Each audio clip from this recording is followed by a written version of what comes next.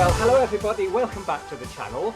And today I've got something of a friend of the channel, Peter Balaž from the Polyglot Gathering with us. Peter, thanks for joining us. Are you working from home there? Yes, definitely. Not only me, but actually the whole team. So everybody has the home office, and we are trying to do our best to make the Polyglot Gathering Online 2021 good or even better than the previous year, even from homes, not from the office. Yes, well, I can imagine it adds another layer of complexity, but hey, that's the nature of the times. For anybody who's not familiar with the gathering, and if you're a regular of this channel, then I hope that you are, but if you're not, what would you say? So actually, Polyglot Gathering is the world's biggest international event for polyglots and language enthusiasts, language lovers, which is being organized every single year at the end of May, but unfortunately last year and this year again, only in the virtual form. So everybody is welcome. Yes, it seems to me that this was one of the great pluses last year when the event, which started, I think, in 2014. I attended the first one. I'm proud to have been to every one. Moved online, but I remember when the first time I went, I was feeling a bit nervous because I didn't feel, enough of a language star. I'm not, I don't really go for the term polyglot myself. I always like language enthusiast because some people are enthusiastic about learning their first foreign language. But I was a bit nervous going. I needn't have been, but that may well have put others off. And yes, the fact you can take part online, aside from the cost element, of course, as well, will help to explain, I suppose, how the event doubled in size last year. This was actually, let's say, fault of the situation of the coronavirus, but not only. Of course, the expenses for a virtual event is much smaller, not only for the participants, but also our costs are much smaller. But I think the price we ask from the participants is okay, or at least we tried to put it in the manner that everybody could join the event. And of course, we also have the possibility for the people they cannot allow even this price, so they can write they can contact us at, for example, administration@polyglotgathering.com, and they can ask us for some discount or even for the free tickets. So if somebody's thinking they might like to get involved, what will they expect to find when they register and we arrive at Thursday the 20th? What will be coming up during those 3 or 4 days? Yes, so the program for 4 days is actually, or will be, very full. So it will be more than 60 talks. We will have for sure several tens of language practice rooms. Doesn't matter if they are native speakers or not, to practice, to talk the languages they would like to. And so we plan to have, for example, 7-8 language practice room during the 1 hour. And of course, there will be also, for example, language policy debate. There will be also some cultural programs, something like concert and so on. But the international culinary evening, which takes place at the physical events when everybody brings typical food from their country and shares it out, I suppose won't be happening.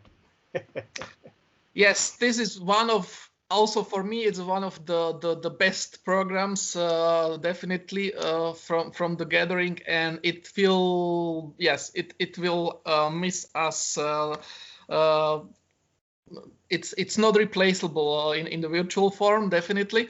And this is also one of the reasons why we already hope that the next year, that 2022, will be already possible to make it not online, but also offline in the classical form, live in Poland, and to take part in such events, to have the possibility to touch other polyglots, to sit with them, to talk with them, in live form during the meals or during the gathering as a whole even. So you've managed to hold or postpone the reservation at the venue in Terezin near Warsaw again, have you, for a second time? Yes, so hopefully the hotel will still be there next year, and they will not bankrupt Go somehow, bankrupt. Yes. they will avoid the bankrupt or so on. Yeah. But yes, they were so nice that they just shifted our reservation for the next year. Yeah. Now last year, and I was looking at the vlogs I did, everybody was saying, "Oh, I'm looking forward to meeting you in Poland next year. You know, this will only be 1 year." We could never have imagined that the second year in a row, we would still be in this crisis situation. Now, last year, you guys did an amazing job at short notice for the first time of moving everything online. This year, I imagine, though, it has been there's been much more long-term planning, but there must have come a point when you decided you've got to flick the switch and decide we are going to stay online. Was that a difficult decision to take? Was there ever any doubt, I suppose, a few months ago when you were doing the planning? In January, we had somehow to decide that, okay, it still doesn't look good in the whole Europe, at least, and that, this decision has to be made also because the hotel and all this stuff, and also because of the participants, because they also write to us questions about, it is possible, I had to buy tickets and so on, or flights, but the situation wasn't good, and actually it's still not ideal, and the people wouldn't be possible to travel to Poland. So actually it was the only one, let's say, rational solution we could make. As the team looked back after last year's event, a new format, were there things that you wanted to change this year, or were you happy with how it went? Because to me, it all seemed very smooth.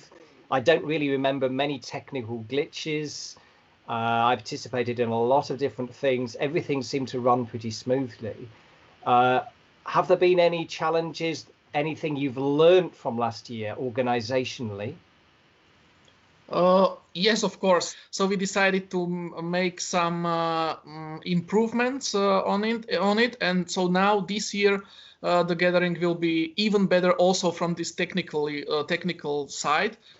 Now, the Polyglot Conference in October last year, sort of sister event, if you like, different organisers, but they decided to go for an approach where all the talks were pre-recorded and people could then binge watch them when they wanted. You're maintaining the live speaker format, are you, this year?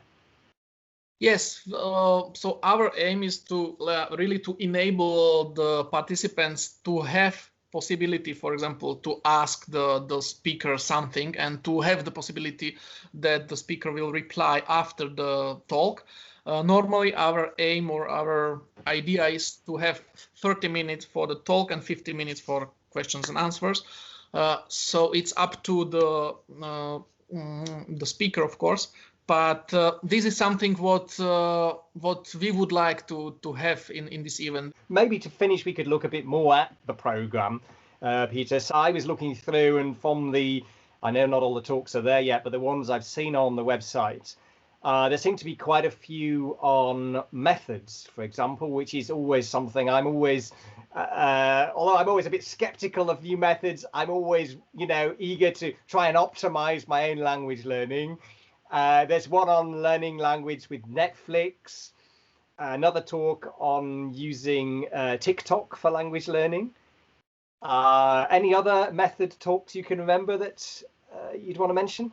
For example, also this, I remember these insights gained from 365 days of recordings in 6 languages.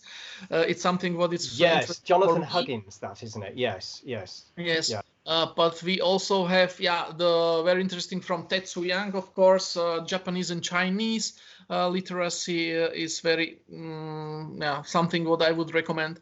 Of course, we gave floor to, let's say, already well-known polyglots as Lydia Machová. Richard Simcott will come also, already confirmed. Benny Lewis and Elisa Polise, even Garrett Popkins, and so on.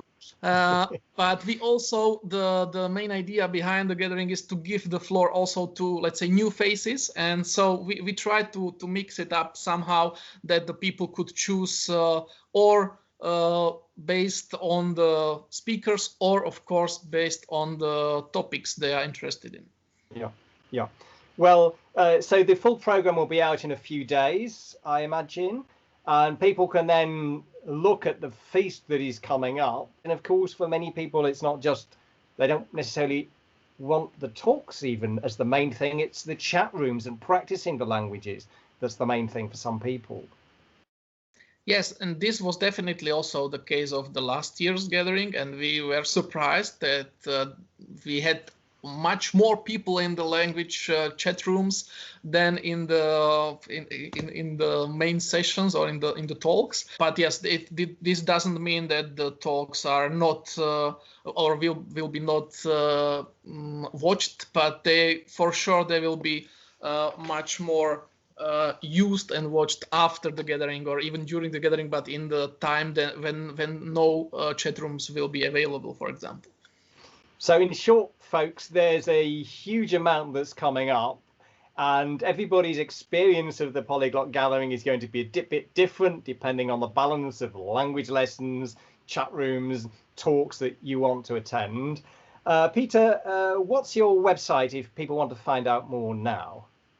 Yes, so definitely you should remember, or you should go to www.polyglotgathering.com, and there you will find everything. You can register, you can see already some of the talks we already chose, and of course you can register there for Polyglot Gathering 2021. Well, Peter, thank you very much for taking time out for your busy pre-gathering schedule to tell us all about the event.